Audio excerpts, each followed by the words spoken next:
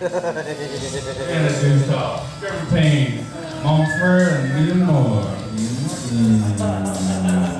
Can we get a round of applause for all the open micers this evening? Now on to our featured reader of the evening. He is the founding and managing editor of the Asheville Poetry Review. He has published 4 books of poetry, most recently The Golden Ratio. He also published a collection of essays, The Rhythm Method, Razzmatazz in Memory, How to Make Your Poetry Swing. I like the Rhythm Method. If it wasn't for the Rhythm Method, I wouldn't be standing in front of you today. He was formerly the frontman of the Crystal Zoo, and he is now the frontman of Keith Flynn and the Holy Men. Please give a warm Asheville Poetry Slam welcome to Keith Flynn, everybody.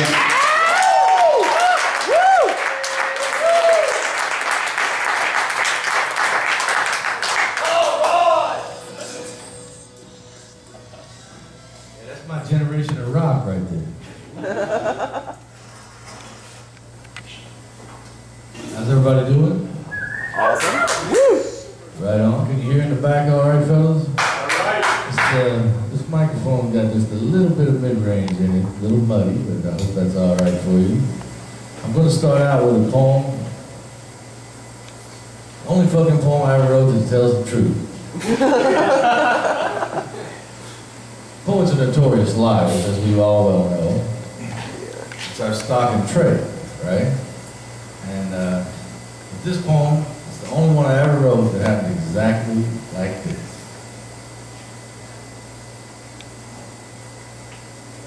New Year's Eve, 1999. Took the title from, there's a series of novels by Jerry LaHaye, some ghostwriter who probably writes them for his conservative ass. They're called the Left Behind novels, and they propose to be about the, Revelation and about the Post-rapture. well, the post-rapture, yeah, the rapture. The rapture always made me a little nervous. You'd be flying along in a plane, the pilot says, fuck it, I'm being taken to heaven. And, everybody's sitting around in a room, certain people just start disappearing all around you, right? I always imagined I would not be one of the cats to be disappearing. I'd be one of the cats going, what the fuck? What in the fuck is going on now? Anyway, this poem is called Left Behind. I think you'll see why pretty quickly. This jolly Jesuit and myself were both pure joyists, beams balanced beneath a bottle of scotch, which is warm in our throat as we share conversation in a limo from LaGuardia Airport to the snowy west side. God is barely alive, he confesses, and time is short, but scotch is clearly better than port. I don't know, I answered. I'm a whiskey man myself, but if forced to simile, I would state unequivocally that God is a tractor and the rapture a myth in the way of his corn.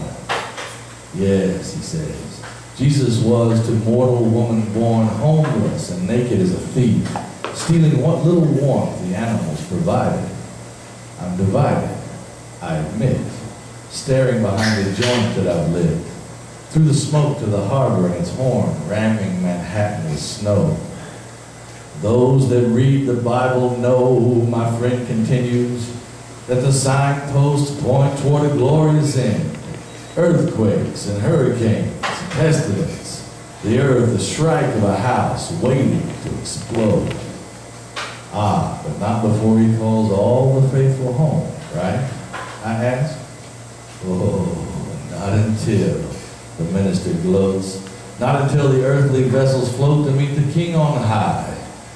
I'm nigh to floating as well, with 20 more minutes to ride, trapped in a limo with a minister from Memphis and feeling left behind. The poor are easy targets, I decide, for they will never ride in chariots or drink cognac from a golden chalice, so to pray for the mighty to fall is, all in all, their only defense.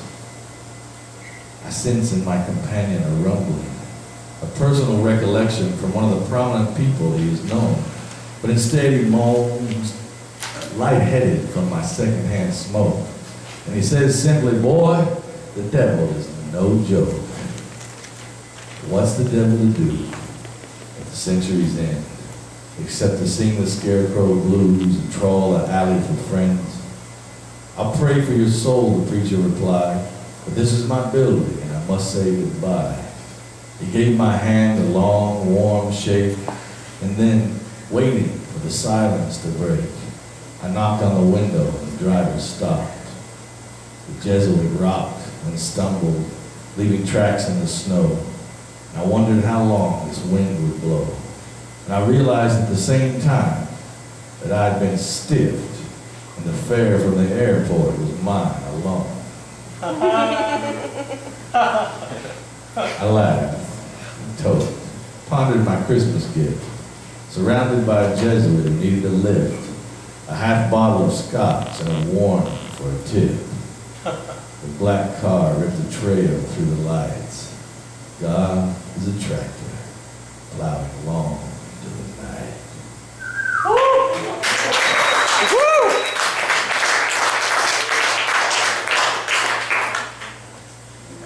Got a new book that's shopping right now and should be out next spring.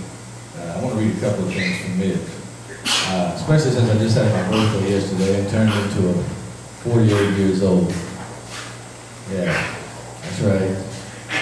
40 motherfucking 8 years. Happy birthday. So I'm gonna have, I'm gonna go ahead and have my little. Oh, I gotta ask you something about these hookahs now. God damn it! Is there any cannabis in these hookahs? No, sir. I'm mad as fuck about that. You're not paying too. It's synthetic THC. It works a little bit. It's legal weed. Any of you who wants to have a secret hookah society that puts the real shit in the hookahs, see me after myself, alright? I know, we're supposed to all be above board and all that, man, but a hookah without pot is like a what? I'm not going to start it. This poem is from my father, who thought he was dying about 2 years ago of emphysema. He spent most of the night confessing the sins that he wished he'd shut the fuck up about. I kept telling him, Dad, you're not dying. You're telling me shit I don't even know. So, but he lived the next day, and I showed up in the afternoon, and he goes, oh, son, you realize I was hallucinating like a madman yesterday, and I don't recall most of what I said to you. You realize that, right? This is called Assuming the Conception. I think I'll start it out with a little bit of a gospel thing, if that's all right. You got to go down to the lonesome valley,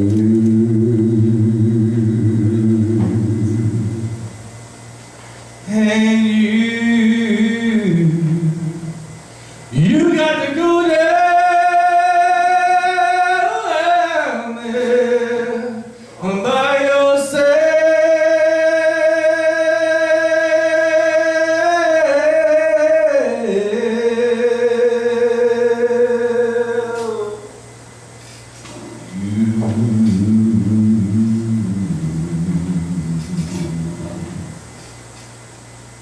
You got to go down to the lonesome valley,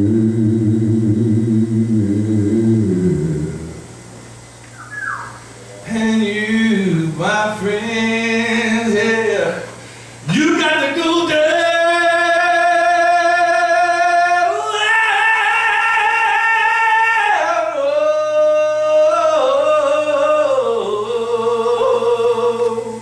Yeah. To the lonesome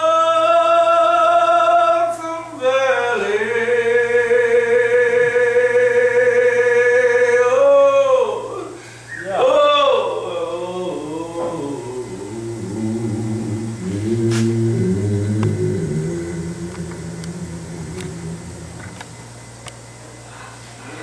Oh, Yeah. oh, Yeah. Oh, yeah. my body turned 45 and the wheels fell off. borderline diabetic, astigmatic, knee reconstructed, 9 concussions, right foot broken 3 times, right fist is a 3-time loser of boxing fractures, collarbone splintered, groin torn, eczema, myopia, dystopia, prostate the size of a fucking Idaho potato. Flashes under my skin, twinges of not pain exactly, but radishes of electricity, like dandelion nodules of broken fireworks crackling miles distant on the driving screen, right angle to the horizon. I'm clearly falling away, and pictures of light release their rivulets into my bloodstream. What pours down the sparkling nerves whose roots and antics attack the symmetry of this suffering machine's decorous decline. This design, with carnal exactitude, like Vesalius's wailing skeleton propped on a spade handle like a crutch, having dug itself up into this one patch of real estate and reminded of the wounded world how eternity is in love with all the forms, throws back its head and cries out. Lolling about in this old hell, my father bird, your beak numbly clacking, clenched around a twig whittled to the size of a cigarette. You will not succumb to the institution's whitewashed virile simplicity, the bardic deathhead preoccupied with oxygen counts, vegetable mush, 3 a.m. wake-up calls for morphine's singular dreamlike cocoon, all the unrushed guilt, deliberate and final, solid as a granite monument, the sharp-peaked Rocky Mountain looming silently over the steady drip of the proceedings, and all the animal shadows gliding benignly with great force in the river of darkness below. The terrible depth of our physical disbelief floating here on the bells of our bodies. The university of adversity, my father says, allows us to pile up our compulsions. And I know we are pegged end to end, and we are reborn. Our damaged plans trickling into our aging capillaries. Emphysema, congestion, shingles, cirrhosis, ulcers distending the baggage and balloons of our tubing and viscera. Dangling there in the bells of our bodies, lolling in this hellish instant, what infinite silence envelops us as the soul sings, finding its voice in the invisible springs between tones, the mortar of stillness stiffening. In my father, a quavering note who has not risen, lives still.